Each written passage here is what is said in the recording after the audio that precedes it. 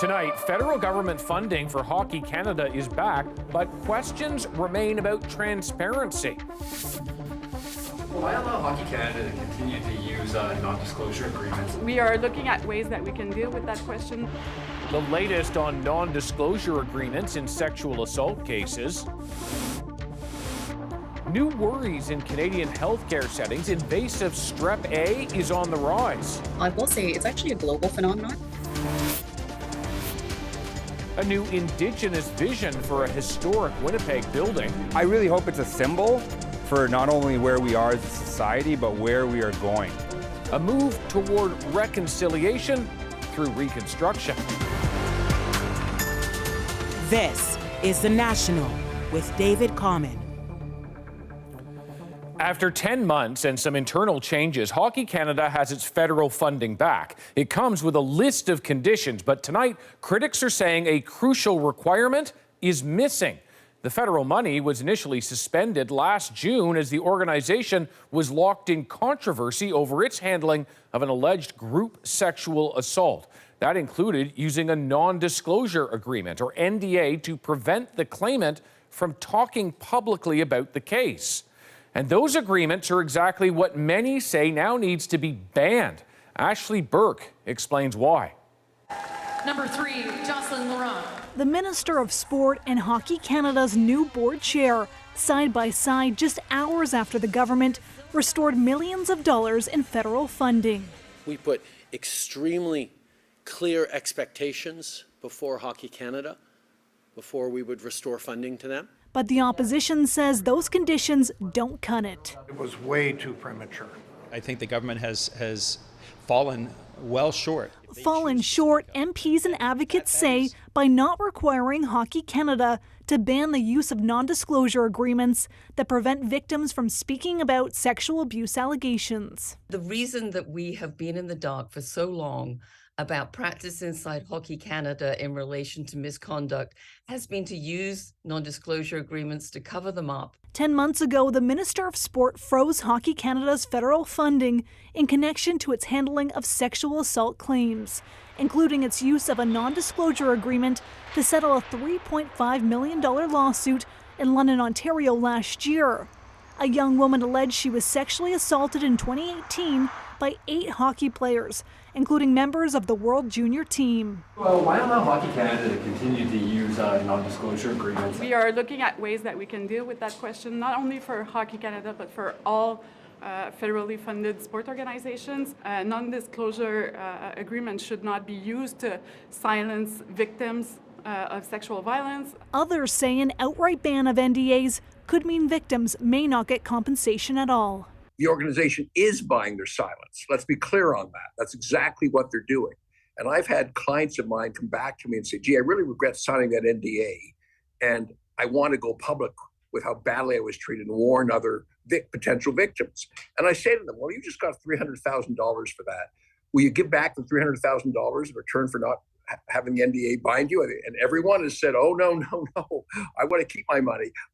Now, Ashley, you asked Hockey Canada if it would commit to banning that practice of using non-disclosure agreements. What'd they say? Well, David, Hockey Canada said that it doesn't have a blanket policy that bans non-disclosure agreements and that its thinking on the matter has evolved over the past year. It says that NDAs may be included at the request of the victim. The organization said in several cases the only thing prohibited is disclosing how much money is received. Hockey Canada has publicly committed to releasing victims from non-disclosure agreements if they wish. And that's what happened in the case of the 2018 alleged sexual assault. Okay. Ashley Burke in Ottawa, thank you. More than 100,000 federal public servants could go on strike on Wednesday if a new agreement is not reached with the federal government by tomorrow night. These workers can't wait any longer. That's why we're setting a clock on this round of bargaining. That group includes 35,000 Canada Revenue Agency workers. The Public Service Alliance of Canada says the two sides are still too far apart on wages, job security, and remote work. The federal government says it wants agreements that are fair to employees and reasonable for taxpayers. There's growing concern tonight around the bacteria that causes strep throat because of a surge in invasive infections. The bacteria gets deeper into your body, and that can be deadly serious. Lauren Pelly shows us how to stay on guard.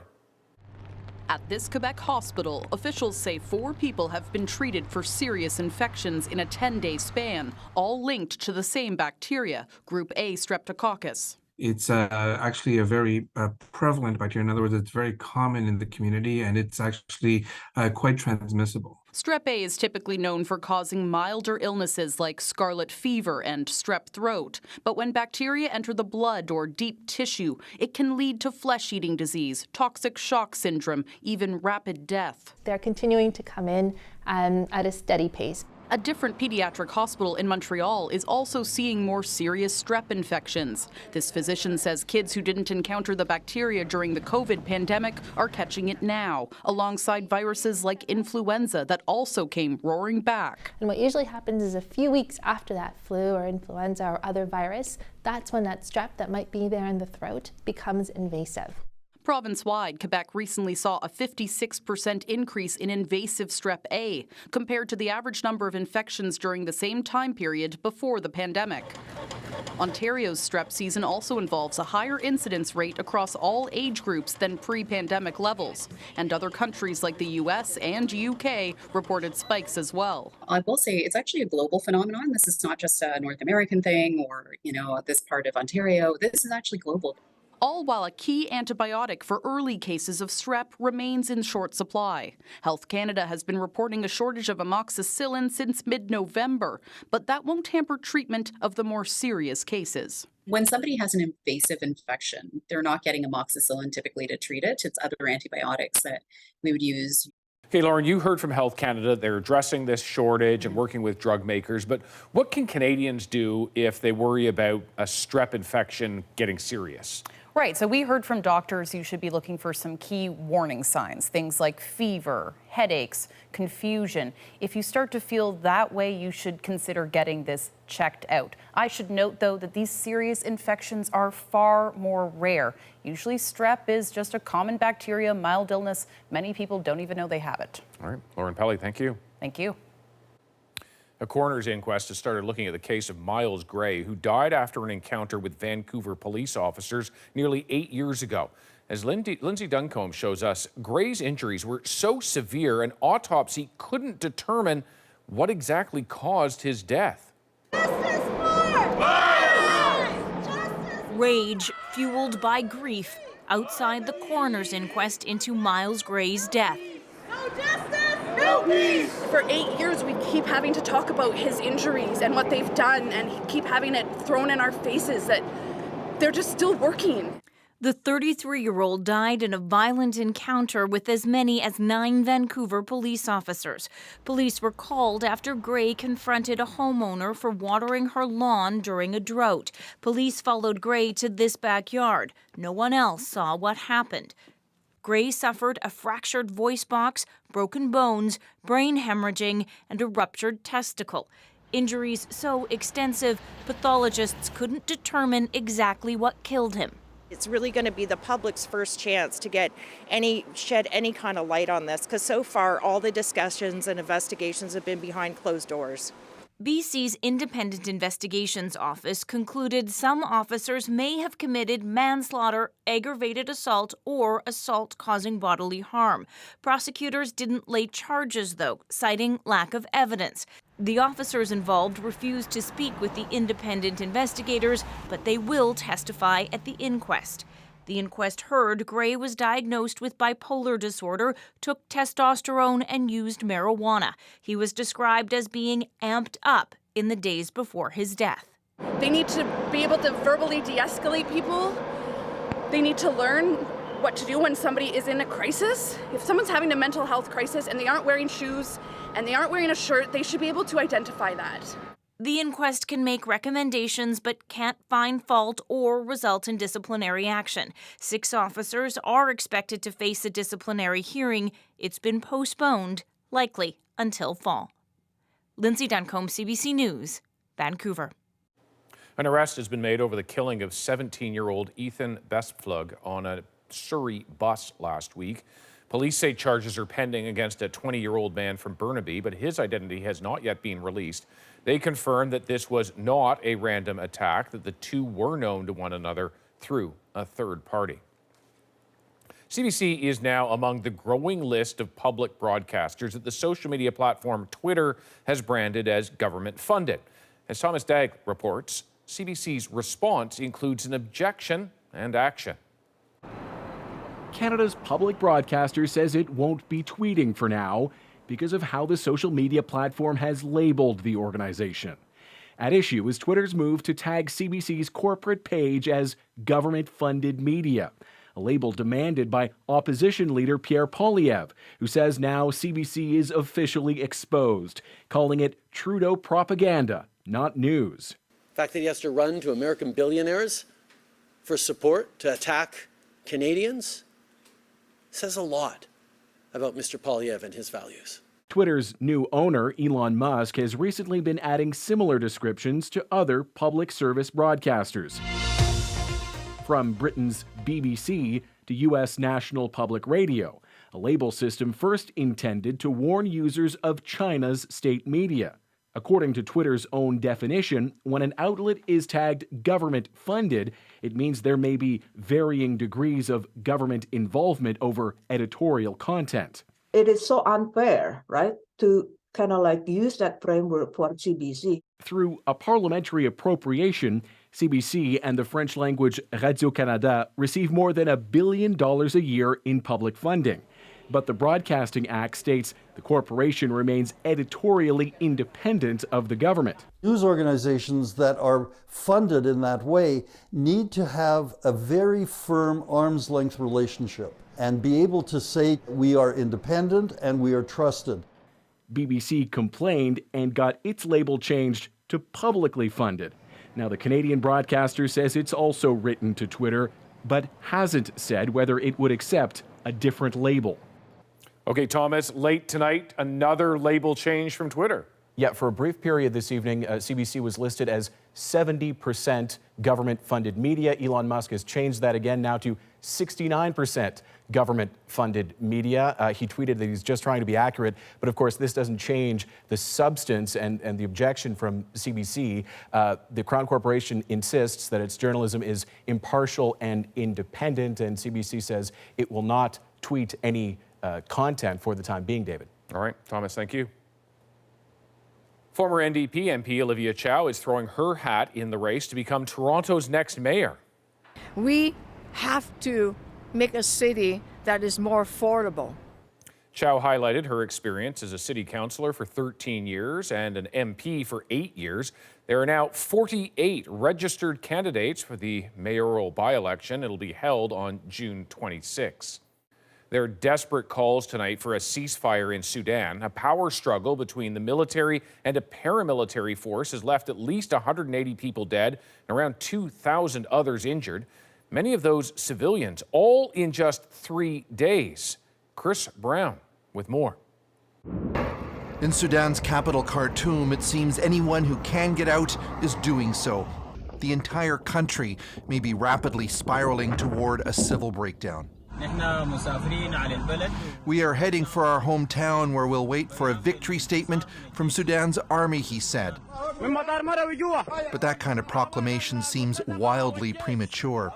The paramilitary group known as Rapid Support Forces released video of its troops purportedly in control of a second major airport. The militia's powerful leader, known as Hemedti, has been an ally of the country's military chief, Abdel Fattah al-Burhan, but had a falling out over how his troops would fit into the country's army, sparking this internal war. But it is civilians who are bearing the brunt of it. Everything is empty here. This blogger showed bare store shelves in the capital. Food and bottled water are scarce, and desperate people may soon start looting, he said. We are since roughly 3 days here stuck in a school. Katerina von Schroeder with the NGO Save the Children has been sheltering in a basement with her 8-year-old son, listening to the chaos outside. The supplies are not coming in. The trucks can't go on the road to bring the new water, the new food. So even if the shops open, they will quickly be sold out and run out of supplies as well. With a third of the country already facing food shortages, the warning from the head of the UN is dire. The humanitarian situation in Sudan was already precarious and is now catastrophic. Khartoum's densely packed residential areas are now battlefields. The power has been out. That was something. You know, it's like, I don't even know what it is anymore. Is it a rocket-propelled grenade? Is that a military strike? For civilians, it seems nowhere is safe. Chris Brown, CBC News, London. Police have arrested 2 men in connection with a secret police station in New York they allegedly set up for the People's Republic of China. The defendants' actions under the direction of the Chinese government are flagrant violations of American sovereignty. Officials allege that the 2 men, U.S. citizens operating out of an office in New York's Chinatown, coordinated with Beijing's National Police Force to track down and harass Chinese dissidents in the U.S.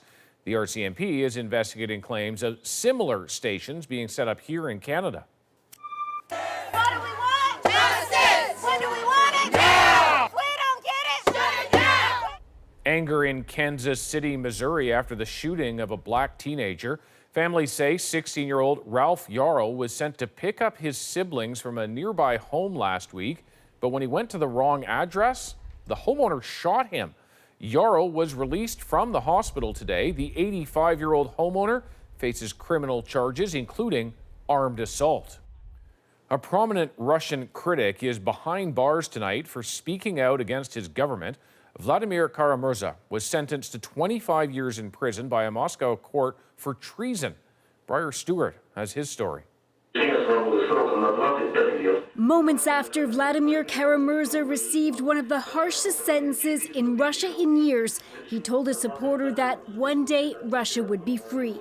But he's been ordered to spend the next quarter century behind bars because of speeches like this.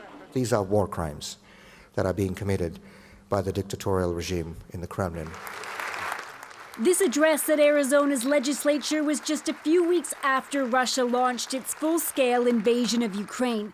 Less than 1 month later, Kara-Murza was back in Russia, where he was arrested and later charged with treason. His lawyer says Kara-Murza sees the maximum sentence as a tragic badge of honor. He said, "This is the highest score for what I did, for what I believed in as a citizen and a patriot." Kara-Murza is a British citizen and a permanent resident of the U.S., where his family lives. Despite nearly dying twice after suspected poisonings, he spent years lobbying Western governments to adopt sanctions against Russia's human rights violators. His wife Yevgenia and his other supporters carry on with that work, even though she's now raising their 3 children without their father. She knew just why he felt compelled to return to Russia. I do respect and admire him because he is who he is and because he behaves in this particular way, although I know what risks this represents to him and to our entire family. After Kara-Murza's arrest, Canada and the U.S. introduced more sanctions. Freedom-minded people in this country and all over the world recognize Vladimir Kara-Murza as a man of honor and conscience. Kara-Murza's family is very worried about his health, saying he's already lost 40 pounds in prison. He suffers from a medical condition which can cause his hands and feet to go numb, symptoms which developed after the 2 suspected poisonings. And his wife fears just what could be done to him in prison. Briar Stewart, CBC News, London. There are calls tonight for the RCMP to investigate a family's claim of Inuit ancestry. We had a conversation with her about it, and she was just as flabbergasted as we were. Why a Nunavut family says their mother was taken advantage of. Next. A radically new prescription plan. And the data is very clear. People who are unhoused live half as long. A Canadian first initiative to build housing as healthcare. An iconic building reimagined. I really hope it's a symbol for not only where we are as a society, but where we are going. the ambitious plans for a better future. We're back in 2.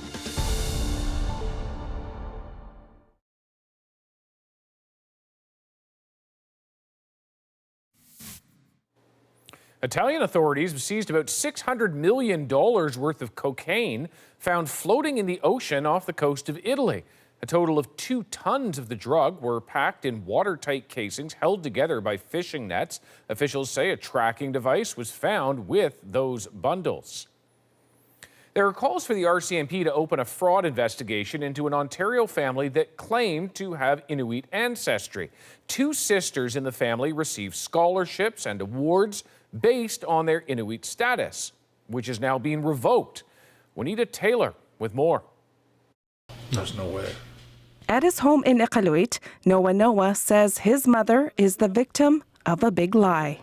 So there's no way that these sisters are part of your family? No, we didn't even know they existed. Twin sisters, Amira and Nadia Gill, who live in Ontario, their mother claiming she adopted them at birth from an Inuit woman, Noah's mother, Kitty. They were not my mom's twins. We had a conversation with her about it, and she was just as flabbergasted as we were. The family describes their mother as vulnerable, living with a long-term head injury. She was definitely taken advantage of by this Kara-Murza. In 2016, the girls were granted Inuit status by Nunavut Tungavik, the organization responsible for maintaining the Inuit enrollment list under the Nunavut Land Claims Agreement. CBC has verified that Manji applied for Inuit status on her daughter's behalf, claiming she adopted the twins from an Inuk woman. Noah says his mother is listed as the birth mother. Manji lived in Iqaluit briefly in the 90s. Their mother, Kara-Murza, dated my father briefly. Both sisters attended Queen's University. Amira studied civil engineering and Nadia studied law. They also started this certified Aboriginal business. That certification has been removed. They were able to access benefits because they held Inuit status cards like this one. From what we've learned, the twins have accessed thousands of dollars in scholarships and grants because they were recognized as Inuit. But not anymore. The Gill sisters' Inuit status has been revoked. CBC has tried multiple times to reach the Gill sisters and Kara-Murza, but they have not responded.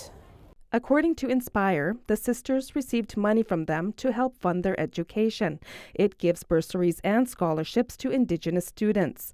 Inspire's newsletter says the sisters gave thousands of dollars in profits from their business back to the organization. Nunavut Tungavik and the Noah family are asking the RCMP to investigate. Paul Kwasa says this is a wake-up call. I believe there has to be a more strict way of ensuring that whoever is applying to be a beneficiary is in fact a beneficiary. So do we know the motivation for claiming Inuit ancestry?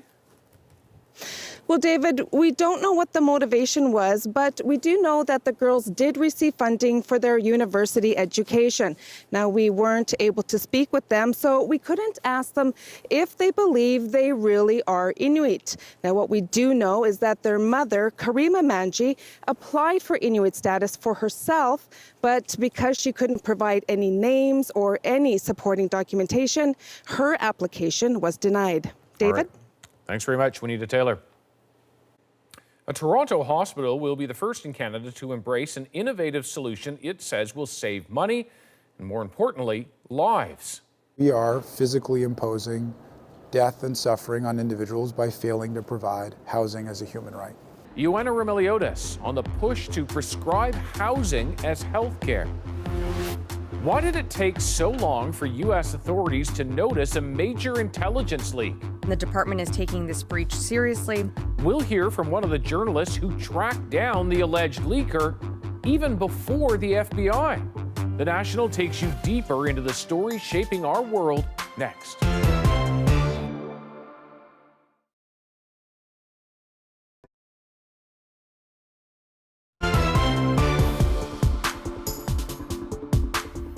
Tonight, the odds are very good that someone in Canada is dying right now because they don't have a home to go to. hard numbers tell us that every week in Toronto alone, 2 or 3 lives come to an end from the lack of basic shelter.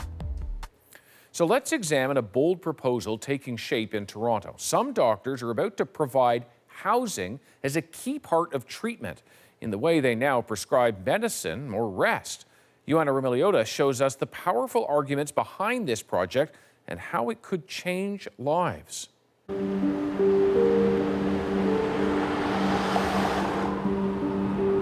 Living on the streets often means dying on them. People who are unhoused live half as long as the general population. It might sound obvious, but you can't be healthy without a home. And healthcare workers know that firsthand. They're often discharging people right back onto the streets. But now, doctors in Toronto are trying to change that by providing housing as a critical form of treatment.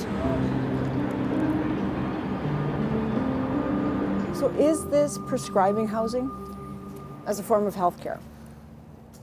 Yeah, given the dire situation that people are in. Dr. Andrew Buzari is a primary care physician and renowned expert in social medicine. He's leading the push to house the most vulnerable. The data is very clear. People who are unhoused live half as long.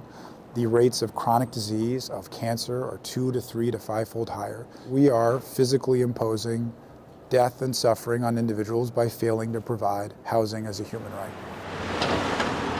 51 supportive housing units with access to medical care will go up here on a former hospital parking lot this summer. The project, believed to be a Canadian first, will establish housing as part of Toronto's University Health Network, a partnership with the city and community groups, backed by provincial and federal funding.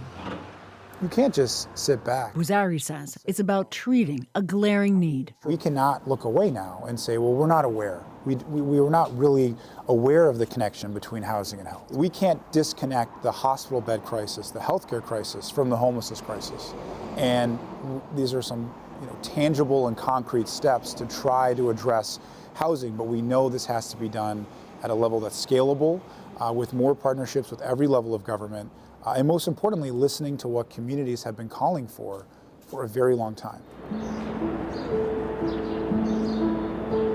It's a small step towards confronting a devastating crisis.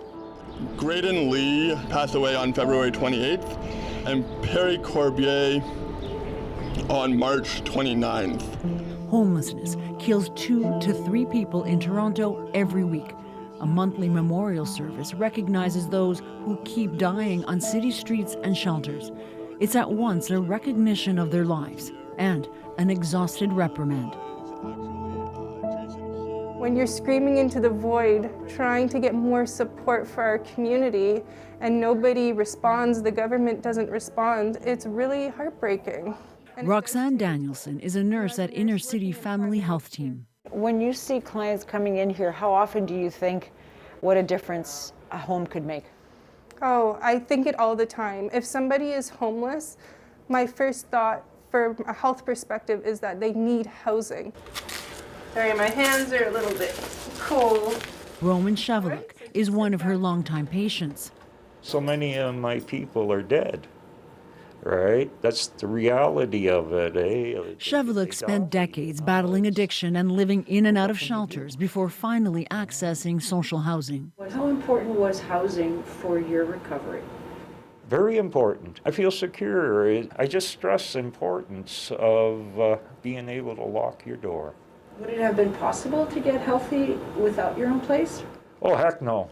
You go to an NA meeting, but you're walking by all these people smoking rock and that, right? You get what I mean? So what happens? You can go in there with the best intention, but you can get ground down by that system, right? I've seen it happen to too many people. Now I got it all back, but it took me a lot of years. I had the blessing of the housing to build upon, right? The fact that Chevelik's success is extraordinary speaks to the staggering lack of supportive and affordable housing in Toronto. There are about 80,000 people on a waiting list. The majority will wait for at least a decade, and shelters are turning away 100 to 200 people every night. Has it gotten worse in the last little while? Definitely. Definitely since when I started working as a street nurse in 2014 until now, the amount of homeless people in Toronto has greatly increased. And with the rate of inflation, people just can't keep up with their wages. And so we are seeing more of middle class becoming homeless because they're just not making enough money to survive and to pay rent. So you're dealing with people who've never had to live on the streets before? Absolutely. Housing as a form of social medicine may seem like an obvious remedy, but experts say it demands a collective sense of responsibility and, above all, action. There are remedies for this. We just have to pull together, and every level of government needs to see that if we don't act, the numbers are very real as to how much hurt and suffering and death. And the question is, how much are we willing as a society to endure? So, Joanna, it seems to make sense from a healthcare perspective. What about cost? Well, the moral argument is clear, David, and so is the math. Dr. Bouzari says it costs about $2,500 a month to offer someone supportive housing. That same person staying in the hospital for a month can cost the system up to $20,000. We know people living on the streets are much sicker, and this type of housing can also help reduce repeat visits to emergency rooms.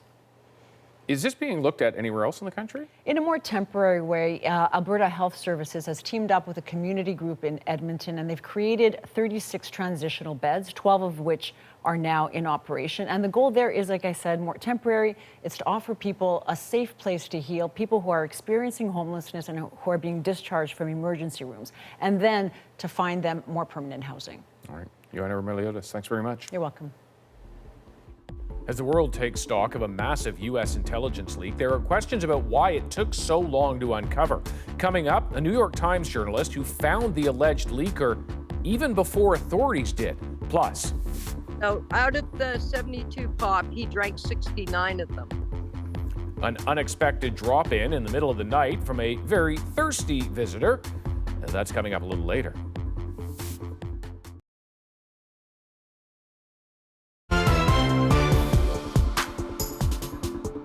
The department is taking this breach seriously and continues to work around the clock to better understand the scope and scale of these leaks.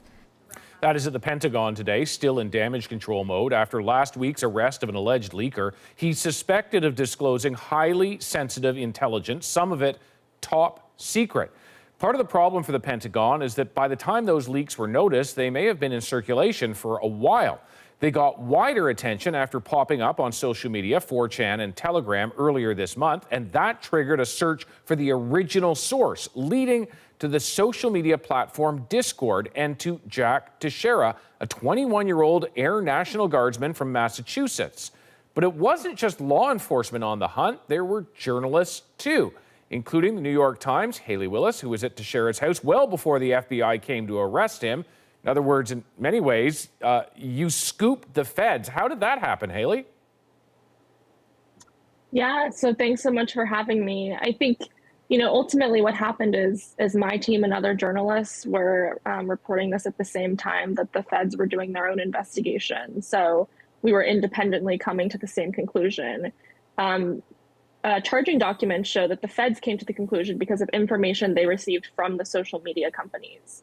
On our end, what we did is a few colleagues of mine spoke to some of the people that were in this Discord chat group where Jack Teixeira originally leaked the documents. These people didn't reveal his identity, but they explained the type of person he was, games that they played with him online, for example. We as a team started investigating the online presence of these folks, looking at their gaming friends, mutual friends that they shared in common, and then looked into those mutual friends. One of those mutual friends ended up being Jack Teixeira, and he stood out to us because a few days after the leaks were first reported, he made his account private. A lot of people started unfriending him. This was interesting behavior to us. We looked into his username, which led us to other social media accounts of Jack and of his family members, which revealed his military service, which revealed why he might have had access to these docs, and also revealed some very specific details that allowed us to connect him to the leaked documents. For example, there was a photograph of him posted by his sister, which showed him standing in their family home in his military uniform next to a countertop in a kitchen. And actually, several of the leaked documents were photographed on a countertop, the same countertop which we were able to match, as well as the same flooring behind it in the background. So essentially, his online presence and the online presence of his family members is what led us to establish that it was him. Myself and a few colleagues the next morning went up to the home of his mother to attempt to speak with him and attempt to speak with his family. And actually, we saw some cars surveilling on the outside, but we were there speaking to his family before the raid itself took place. Which is all quite remarkable. I mean, you talk about the raid then happening, the countertop being so key to this. And I know you've been looking into Jack Teixeira's life. He's young, 21. What do you know about a potential motivation here? Yeah, absolutely. So like you say, Jack was a 21-year-old. He was a member of the Air National Guard, a specific intelligence wing, a computer analyst for that wing, which explains why he might have had access to these documents and clearance for these documents. The interesting thing in looking into him and talking to these people who were in this chat group is that unlike past whistleblower incidents, he doesn't seem to have been motivated by political views or a belief that the public needed to see this information. In fact, it seems like he shared it without ever wanting or intending it to reach a wider audience. He shared it in a group with about 20 active members, many of whom were minors, and did so attempting to, for example, show them what war actually looked like as opposed to the games they were playing, or to show that he had access to this information. And actually, because they were unimpressed by what he was sharing, that's the reason he started sharing actual photographs of these documents in this chat, almost in an effort to seem cool, as opposed to some effort to share them more widely. But when we look at what has been shared, what is now out, unlike some past leaks, it's very current information, sometimes just weeks old. We know about when the Ukrainians, for instance, might run out of air defense missiles. We know about Taiwan's vulnerabilities to a potential invasion from China. We know that the United States spies on its friends and some of what it's seeing. What are your big takeaways on what's got out? Yeah, as you say, the interesting part about these leaks is actually how recent the information is. Information from February, from March. And compared to past leaks like WikiLeaks or NSA, it's not so much about the comprehensiveness of the material. A lot of these are, for example, single paragraph intelligence briefings on certain issues. But the fact that it's so recent is what's really concerning a lot of US officials. And there is a lot of interesting information in there, right? So even though it doesn't reveal battle plans for the war in Ukraine, it does have a lot of details, for example, of how NATO is planning on getting supplies to the Ukrainian military. It reveals a lot about what US officials know about Russia and Russian intelligence. And it also reveals a lot about the US spying on its own allies like Israel and South Korea. A lot of these documents, which are top secret, also have a specific clearance on them, which indicates that they're not to be shared with foreign partners. So that in particular has been an interesting revelation to come out of these documents. Embarrassing, but is it damaging?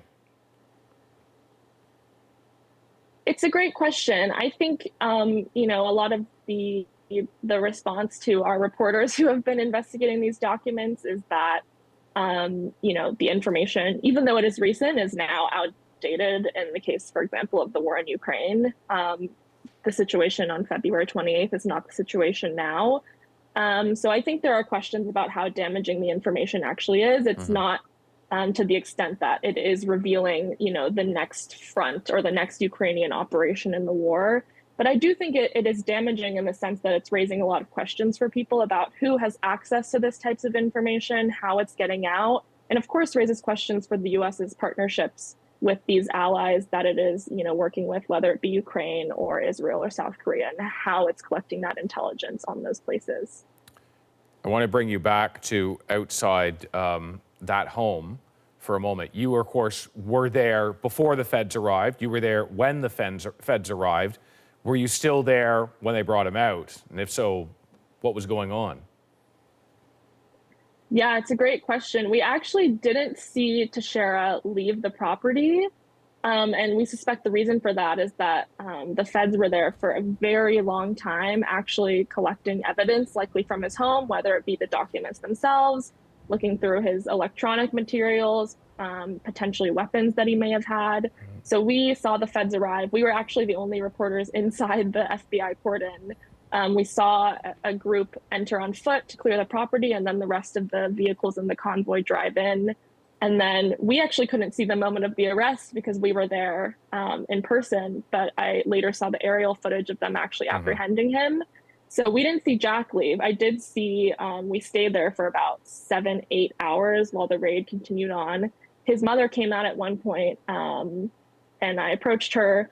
She told me she had no comment. We had actually spoken earlier in the morning as well about her son's involvement very briefly. But I did not see Jack after the raid happened. To this point, I don't believe he's made any statements. And we, I think, are the only folks that have spoken to his parents. Well, it's all quite remarkable, Haley. Thanks so much for breaking it down for us. Yeah, absolutely. Thanks so much for having me. Coming up, the transformation of a historic building from its colonial roots to a new vision of the future. Plus, and you could hear him slurping it the whole time. a thirsty bear with a taste for orange soda in our moment.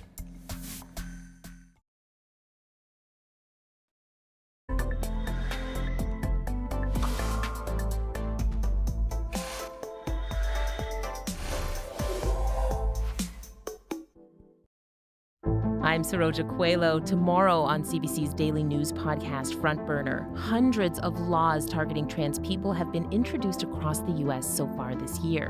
Why are Republican lawmakers so focused on trans rights? And how are trans kids holding up? Subscribe wherever you get your podcasts.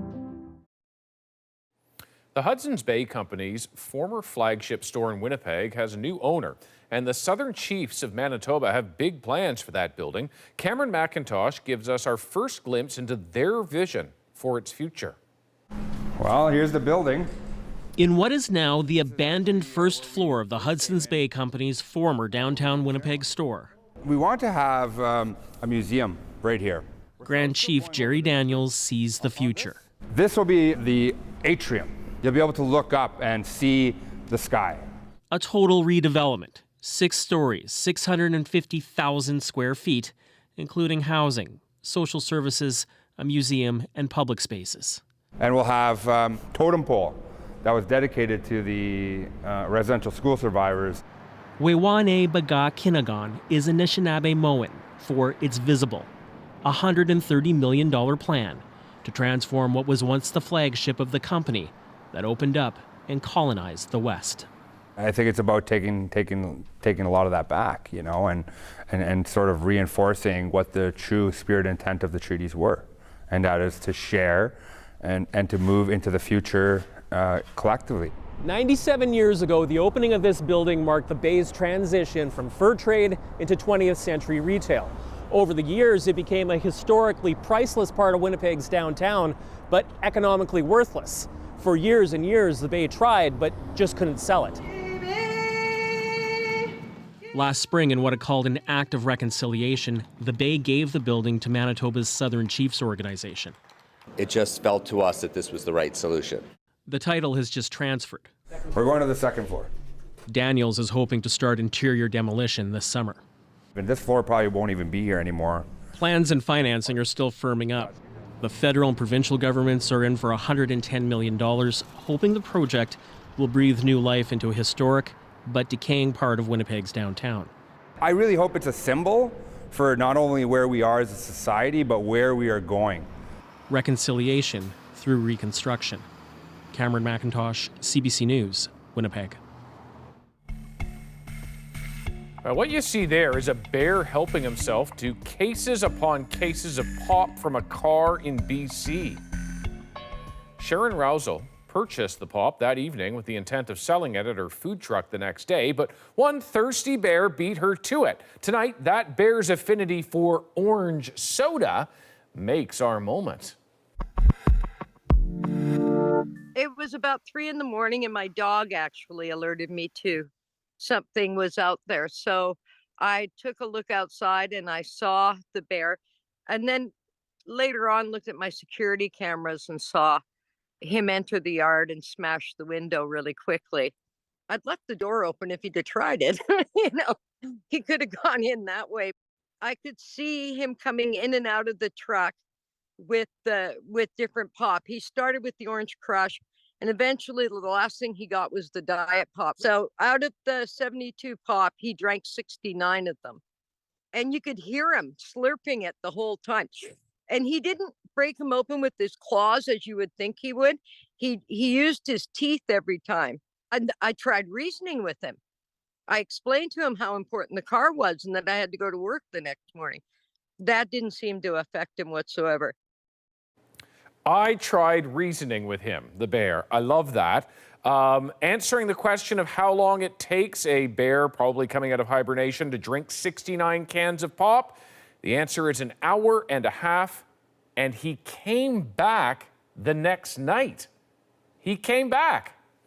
Well, that is the National for April 17th. Have a great night.